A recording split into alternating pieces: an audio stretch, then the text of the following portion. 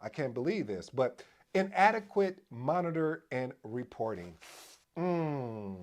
I don't know how many times, that I've seen status reports that the data was made up, but the audience sometimes don't know the data is made up. What do I mean by that? Well, what I mean by that is that when you look at the data, if you were to do a deep dive into the project, you would see they're covering up some things. They're not really truly reporting on the true aspect of the project because of a fear that maybe has been resonated in the organization or with themselves, that they would feel like if I got to flip my project from green to yellow or red, that now I'm going to have to explain, and if the explanation is not good, so you start telling yourself these stories.